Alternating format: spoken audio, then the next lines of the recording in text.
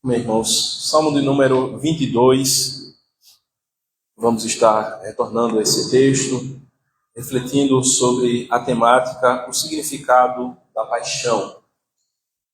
E assim nos diz a palavra do Senhor. Salmo de número 22, a partir do verso 1, a palavra do Senhor nos diz assim: Deus meu, por que me desamparaste?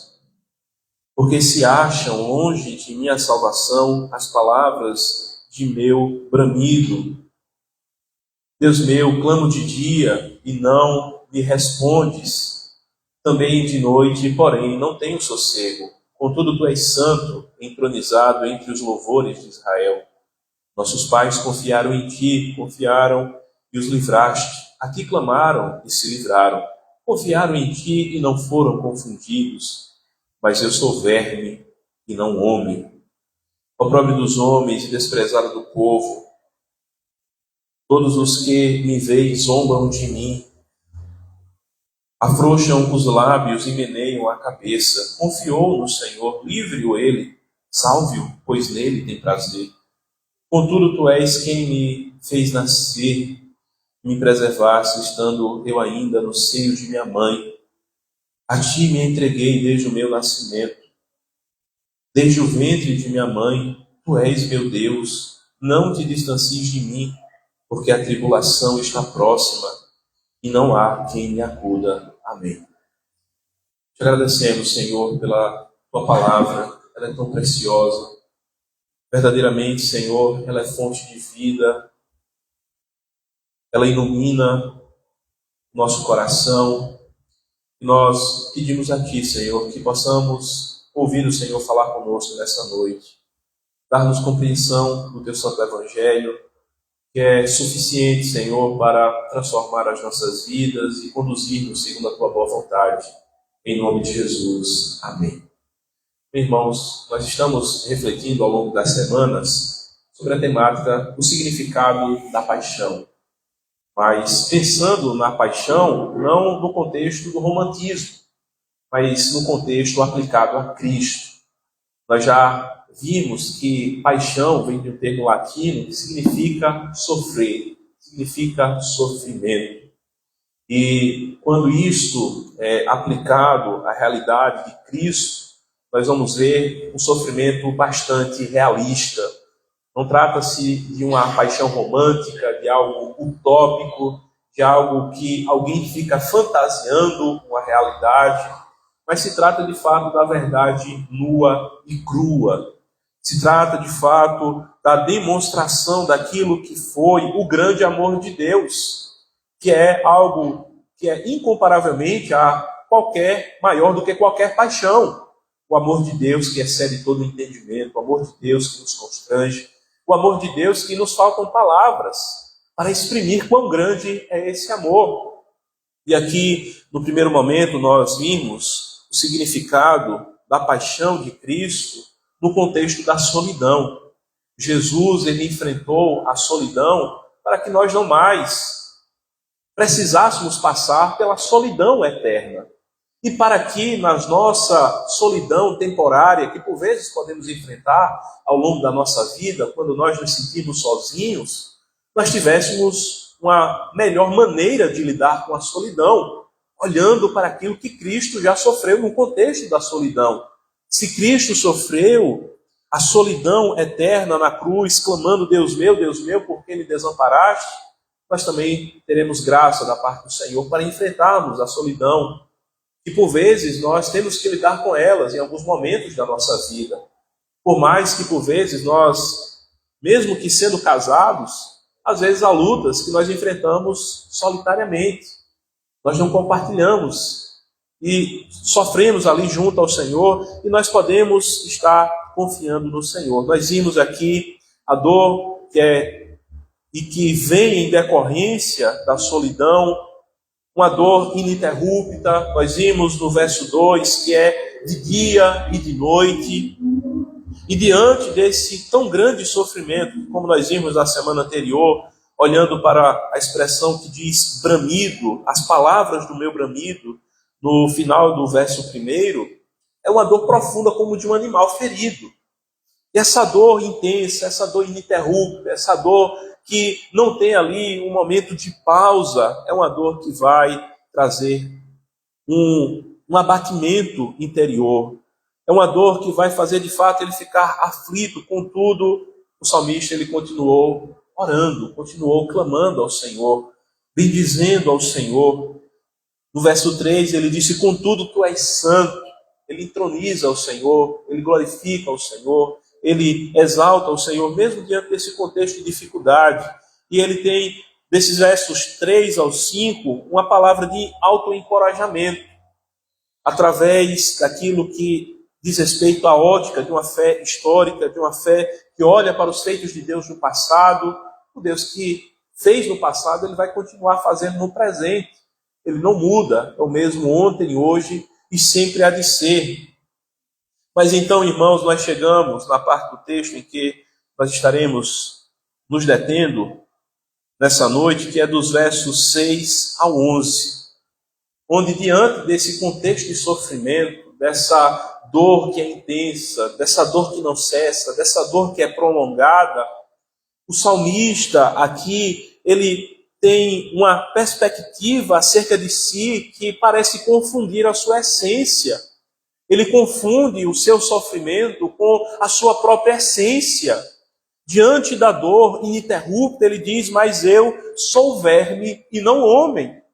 Então veja, irmãos, por vezes alguém, quando está sofrendo, passando por um problema, por vezes tende a confundir a essência da sua pessoa com a sua dor, com o seu sofrimento. Alguém que está passando por um problema de um câncer, por vezes diz: eu sou alguém que está, melhor dizendo, vamos colocar uma outra enfermidade. Alguém que está leproso diz: eu sou um leproso. Alguém que está com câncer, é uma palavra tão forte que às vezes a gente termina evitando de falar, né? Mas diz: é um canceroso, né? E às vezes a pessoa tende a se identificar em sua essência com aquela dor que ele está passando, com aquela doença que ele está passando, com aquela deficiência, com aquele problema que ele está enfrentando.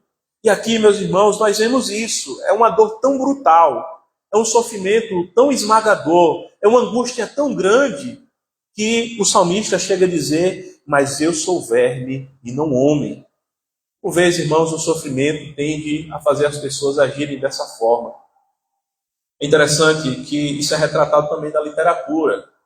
No livro Vidas Secas, de Graciliano Ramos, tem um personagem chamado Fabiano.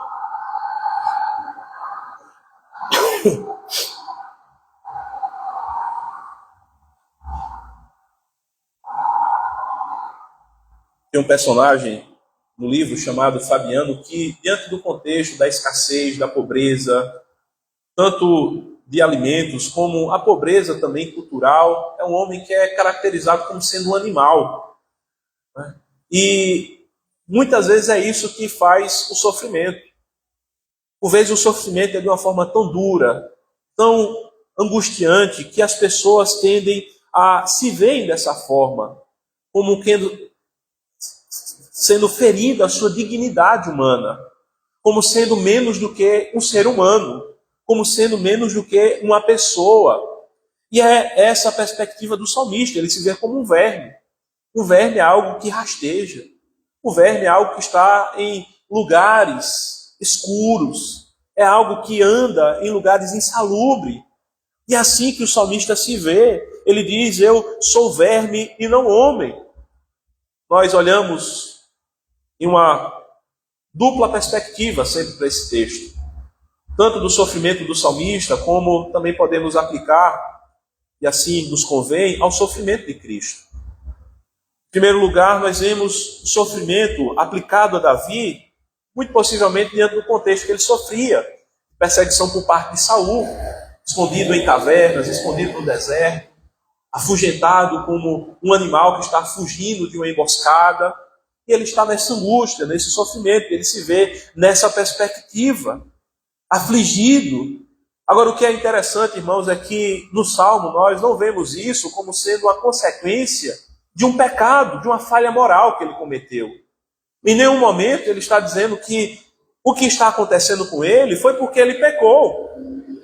E por vezes, irmãos, diante do sofrimento, nós temos essa tendência a nos questionarmos e dizer: mas, Senhor, qual foi o meu pecado? No que foi que eu errei? Nós podemos até perguntar para alguma pessoa que está próximo da gente: será que Deus está me julgando por causa de algum pecado, alguma coisa errada que eu fiz? Nós estávamos assistindo a série Chame a Parteira, né, Vanessa? Nós vimos uma cena parecida com essa. Uma mulher que teve uma gestação, estava com uma expectativa muito grande de ter o seu bebê, né? E a gente espera que venha com saúde, que venha ali sem nenhuma deficiência, sem problemas, mas a criança dela nasceu com uma deficiência, uma grave deficiência. E ela ficou muito abatida e muito angustiada e perguntava para a parteira: será que foi porque eu cometi algum pecado? Por vezes, irmãos, o sofrimento que nós enfrentamos não é por conta de um pecado que nós cometemos. Não é por conta de uma falha moral da nossa parte. É porque, infelizmente, essa terra ela produz cardos e abrolhos. É uma terra que ainda está debaixo da maldição. E nós gememos, como diz a carta aos Romanos, no capítulo 8. Nós gememos, nós sofremos diante das dificuldades que são decorrências do mal que ainda nos aflige nesse mundo. Nós já fomos salvos dos nossos pecados, isso é certeza, irmãos. Nós que estamos em Jesus Cristo. Mas a gente ainda fica resfriado. Estou resfriado aqui, estou talvez com uma virose, não sei, estou esmorecido aqui. Né? Nós ainda não chegamos no novo céu e na nova terra. Nós temos uma antecipação já, as primícias do reino de Deus. Nós participamos dos benefícios espirituais do reino de Deus. Mas ainda nós não alcançamos a plenitude do reino. Enquanto nós não alcançamos, nós enfrentamos tantos problemas. É seca, é fome, são problemas econômicos na nação, são pandemias, é violência, são furtos, são roubos, são assassinatos que nós vemos acontecer, são guerras, são tantas dificuldades, tantos problemas, tantas situações que angustia o coração humano, são as injustiças sociais, os preconceitos.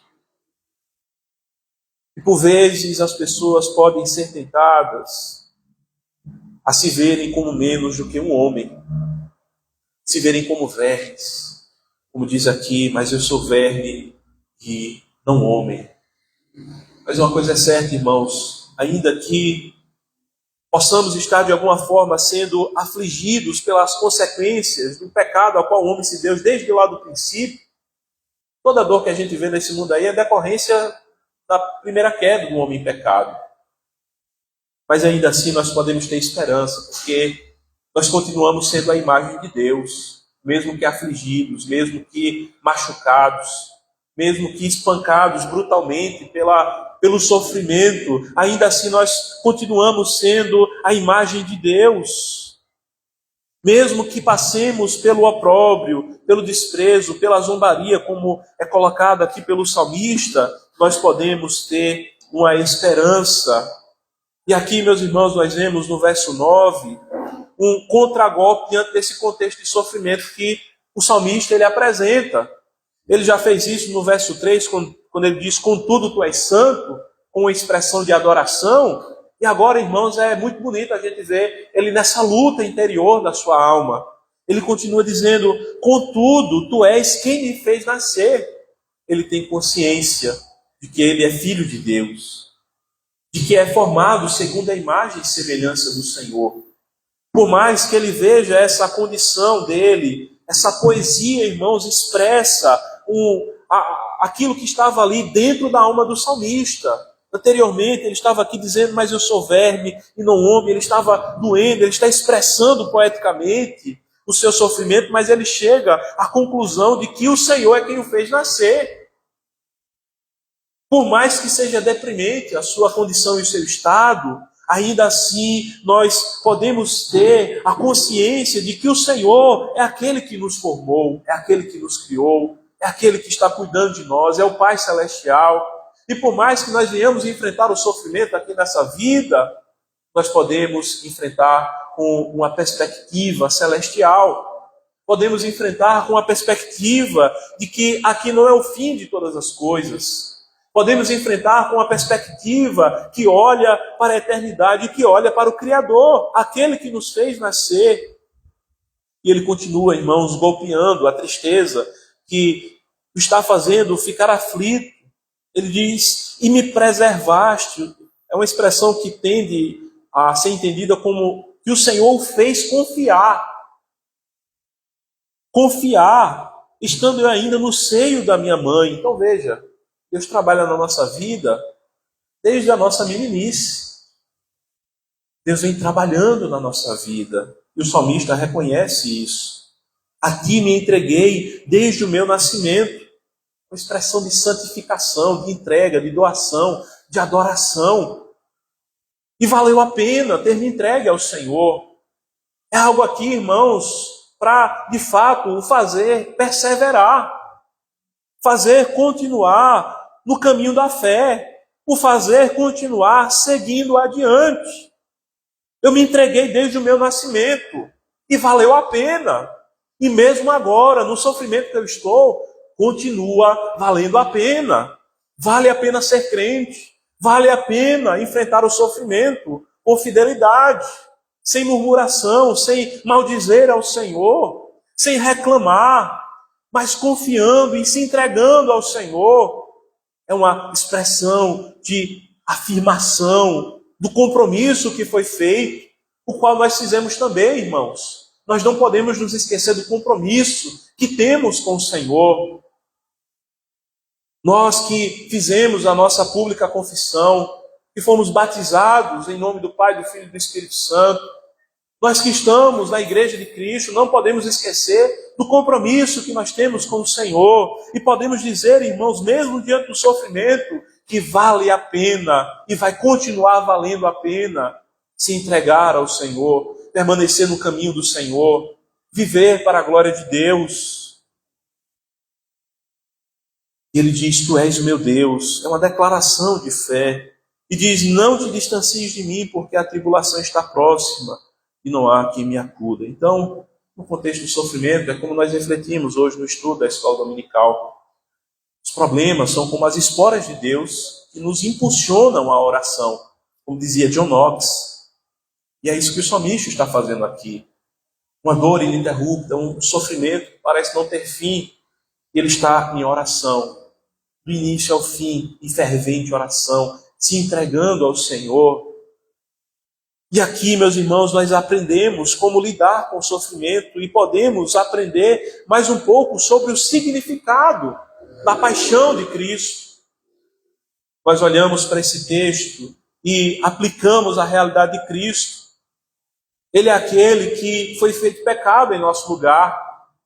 Mesmo sem ter cometido pecado, ele não cometeu pecado nenhum. Como o salmista não cometeu pecado nenhum. Mas mesmo assim, ele passa pelo sofrimento. Mesmo assim, ele foi contado com os transgressores, como diz lá em Isaías 53. Ele foi ferido por um pecado externo, as consequências de um pecado externo o feriu e o machucou e o afligiu. E é por isso que esse salmo também se aplica a Cristo. Lá em Isaías 1,18, diz ainda que os nossos pecados sejam vermelhos como a escarlata. É a mesma expressão que aparece aqui para a palavra verme. Verme e tem em si na raiz do hebraico essa ligação com o carmesim que está escrito e exposto lá em Isaías 1, versículo 18. É também a mesma expressão que aparece em Êxodo 16:20, quando o maná ficou cheio de bichos. Então é algo que está relacionado com o pecado. Mas Cristo não tinha pecado. Ele foi ferido pelas nossas transgressões, ele foi moído pelos nossos pecados. O castigo que nos traz a paz estava sobre ele. Pelas suas pisaduras nós somos sarados. Cristo sofreu a maior dor, o maior de todos os sofrimentos na cruz do Calvário. Não porque ele tinha pecado, mas porque o nosso pecado estava sobre ele. E de uma forma incomparavelmente maior, Cristo sofreu do que Davi, escreveu este salmo. E sofreu mais do que qualquer um de nós, porque ele enfrentou o sofrimento eterno. Na cruz, aquele que unicamente era digno de glória e de louvor por toda a eternidade, ele é zombado, como é colocado aqui neste salmo. A experiência que Davi experimentou, Cristo sofreu na cruz também. Zombavam dele, escarneciam dele, com ironias, com escárnios. E ele permaneceu lá, se entregando até o fim, sendo fiel até o fim, cumprindo aquilo que ele foi designado para fazer. E na cruz ele venceu. Na cruz ele padeceu, para que nós pudéssemos, irmãos, enfrentar o sofrimento de uma forma diferente. Para que diante do sofrimento nós não venhamos a sucumbir. Para que diante do sofrimento nós não venhamos a nos entregar, mas ter força. Se tem um povo, irmãos, que faz diferença em hospitais, como pacientes, é o povo chamado cristão, o povo crente. É o povo do Senhor Jesus Cristo. São um tipo de paciente que consegue ter uma melhora da sua condição física do que outros pacientes. É porque nós temos uma ferramenta por excelência para lidar com o sofrimento. Nós olhamos para Cristo e nós, irmãos, encontramos força no exemplo de Cristo, que mesmo em meio a todo o sofrimento não murmurava, não reclamava, não maldizia. Antes estava lá, até orando por outros, dizendo até: Pai, perdoa-lhes, porque eles não sabem o que fazem. E o crente, irmãos, pode enfrentar o sofrimento com fé, com coragem, com devoção. Pode enfrentar o sofrimento com convicção, mesmo sabendo que a tribulação vem, que a tribulação está próxima, como é colocado aqui, mas nós passamos por ela confiando no Senhor, não em nós mesmos, não na nossa força, não na ciência, não na filosofia, mas confiando no Senhor. Que diante do sofrimento nós possamos olhar para Cristo. O significado da Páscoa é também que Jesus, ele sofreu por nós, para que nós um dia, irmãos, não precisássemos mais sofrer. Um dia não vai haver mais dor, não vai haver mais sofrimento, não vai haver mais angústia, não vai haver mais humilhação, não vai haver mais nenhum dos tipos de males que nós enfrentamos nesse mundo. Nós estaremos com o Senhor no seu reino pelos séculos dos séculos. Estaremos desfrutando da paz eterna do Senhor. Nós estaremos com aquele que nos fez nascer, não apenas uma vez fisicamente, mas nos fez nascer de novo espiritualmente. Nós somos nova criatura. Nós somos uma nova formação de Deus, nascidos do Espírito Santo, que nos regenerou pelo poder da sua palavra, da sua obra na cruz. E nós, irmãos, podemos confiar no Senhor. Obrigado, Senhor, pela tua palavra. Obrigado porque o Senhor sofreu. O Senhor nos trouxe, através do teu sofrimento, a salvação. Também o exemplo para que pudéssemos, quando passando pelo sofrimento, buscar imitar ao Senhor. Somos teus discípulos, somos chamados pelo teu nome. Nós rogamos a ti, Senhor, ajuda-nos a passar pelas provações, pelos sofrimentos, pelos momentos difíceis da vida, confiando no Senhor, reafirmando a tua palavra em nossa vida, tendo a convicção de que nós somos a imagem e semelhança do Senhor, que essa imagem ela foi por Cristo reajustada e que nós estamos sendo transformados de glória em glória. Abençoa, Senhor, cada um dos irmãos, aqueles que há tanto tempo lutam com dificuldades e enfermidades. Cada um tem o seu sofrimento, cada um tem a sua dificuldade. que possamos confiar no Senhor, possamos olhar para Cristo, que possamos, Senhor, viver pela fé, para a glória do Teu santo e bendito nome, ó Pai. Em nome de Jesus. Amém.